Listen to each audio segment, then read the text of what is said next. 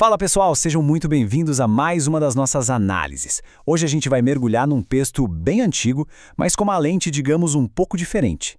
Nós vamos fazer uma investigação quase estilo true crime, sabe? Olhando detalhe por detalhe de um dos casos mais fascinantes de quebra de contrato, drama familiar e de uma traição absurdamente calculada. O nosso material de origem de hoje está lá em Gênesis capítulo 29, do versículo 21 ao 27. Para quem acha que esses rolos contratuais e reviravoltas legais são coisa exclusiva do mundo moderno, olha, se prepara para ter a mente explodida com a frieza dessa armadilha milenar. Beleza, vamos mergulhar nisso. Imagina só a cena. É a manhã seguinte ao que deveria ser literalmente o ápice de anos de muito suor e trabalho duro. A luz do sol entra na tenda e revela uma verdade chocante, que resulta num confronto explosivo. Jacó vira e solta essa. Por que me fizeste isso? Não te tenho servido por Raquel? Por que, pois, me enganaste? Cara, são palavras carregadas de choque e de traição pura, jogadas direto na cara do sogro dele, Labão. É um momento de tensão absoluta. Mas para a gente entender o peso dessa acusação matinal e como Jacó foi parar nessa situação completamente impensável, a gente precisa rebobinar um pouco a fita. Nós vamos voltar para o momento exato em que essa armadilha começou a ser montada. Seção 1. O pedido de Jacó. Isso leva a gente direto para o início cronológico de toda essa confusão, bem na hora em que o acordo de 7 anos chega ao fim.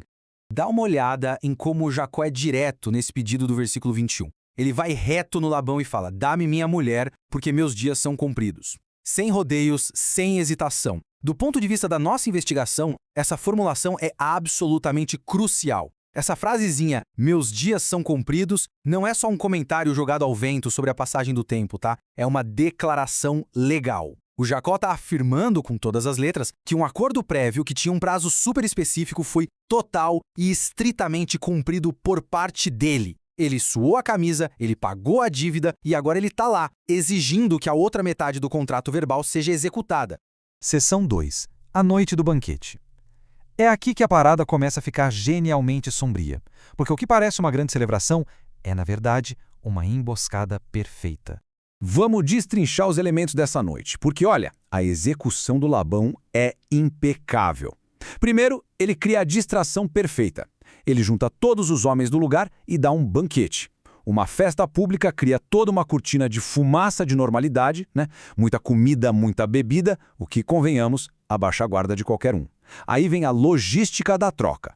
O texto diz que tudo acontece à tarde, ou seja, debaixo daquele manto de escuridão. Lembra, no mundo antigo, sem eletricidade, a noite era escura de verdade. E é usando esse breu que ele traz a Leia, a filha mais velha, no lugar da Raquel. E sabe qual é o toque de mestre? Ele manda a serva dele, a Zilpa, junto com a Leia. Isso é importantíssimo porque dá um ar de legitimidade para o negócio. Dar uma serva era procedimento padrão para um casamento de alto nível. O Labão construiu um cenário assim à prova de falhas para fazer a troca sem levantar a mínima suspeita. Vamos avançar e ver como essa tensão vai crescendo rapidamente nessa linha do tempo. Tudo rola numa janela de pouquíssimas horas. A gente tem o fim do prazo declarado pelo Jacó. Logo em seguida, o banquete, a distração festiva do Labão. Aí a tarde cai, a noite chega e a troca física acontece lá dentro da tenda. E por fim, aquele compasso de espera angustiante até amanhã. O texto constrói um suspense absurdo entre a ação da noite e o choque inevitável do dia seguinte. O Jacó passa a noite inteira vivendo uma ilusão, crente que o contrato foi honrado, sem ter a menor ideia da fraude que tinha sido armada debaixo do nariz dele. Seção 3. A revelação matinal. E agora que a gente chega de forma bem dramática ao raiar do dia. A luz ilumina a tenda e toda aquela ilusão simplesmente desmorona. Olhando para os fatos aqui, de forma bem objetiva e imparcial, a gente tem um contraste gritante. De um lado, a expectativa do Jacó baseado no que foi falado. Ele trabalhou especificamente pela Raquel. Esse era o ponto central, o núcleo do serviço dele de anos. Do outro lado, o que o Labão efetivamente entregou. Ele trouxe a Leia. É simples assim, não tem margem para ambiguidade na narrativa. A disparidade entre o que foi combinado e o que foi feito é a raiz de todo o problema. Uma parte entregou o que prometeu e outra parte subverteu a parada ativamente. Isso ilustra brilhantemente o porquê de o Jacó ter escolhido exatamente essa palavra. Ele não vira e fala, nossa, rolou um mal-entendido. Não, ele fala em enganar. Ele saca na mesma hora que aquilo foi uma manipulação friamente calculada para atropelar o acordo prévio deles. A fraude não foi um acidente de percurso, foi uma estratégia. O texto deixa claríssimo que a gente não está falando só de uma desavença familiar, mas de uma quebra de contrato descarada, feita com dolo e pura falsidade. 4. A tradição de Labão. Com a farsa totalmente desmontada, como é que o cara se defende depois de ser pego no flagra? Bom, o Labão não entra em pânico. Ele saca uma defesa jurídica que é, no mínimo, surpreendente. Agora, o que é realmente interessante neste ponto é a manobra argumentativa do Labão lá no versículo 26. Ele apela para os costumes, ele manda: não se faz assim no nosso lugar, que a menor se dê antes da primogênita. Presta bem atenção. Ele não nega o contrato original.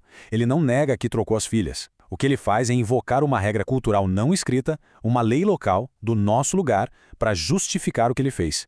Ele basicamente diz que as regras da sociedade local estão acima de qualquer contrato verbal que eles tenham feito entre quatro paredes. É uma tática clássica, né? Usar a pressão dos costumes para rasgar um acordo do passado, fingindo que cumprir o trato com Jacó seria, na verdade, uma ofensa imperdoável à comunidade.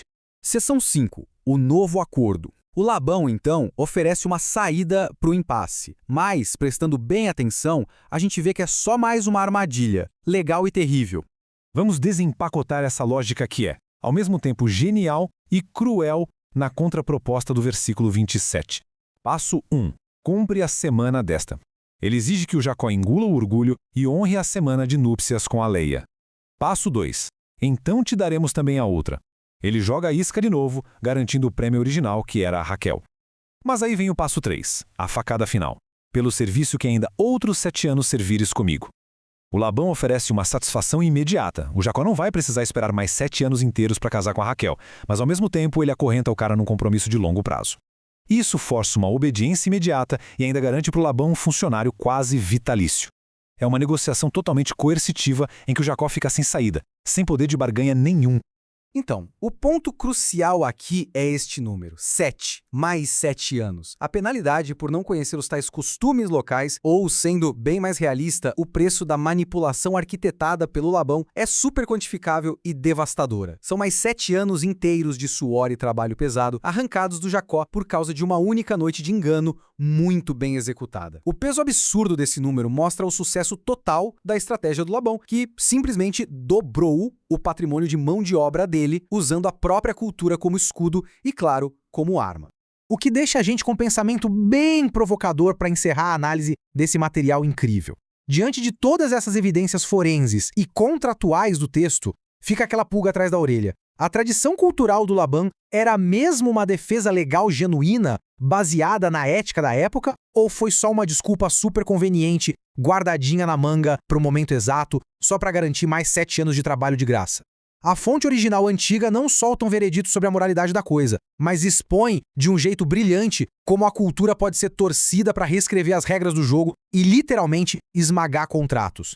É uma verdadeira aula milenar sobre ler as letras miúdas. Enfim, tem muito material aí pra gente continuar quebrando a cabeça. Valeu demais por acompanhar mais essa investigação com a gente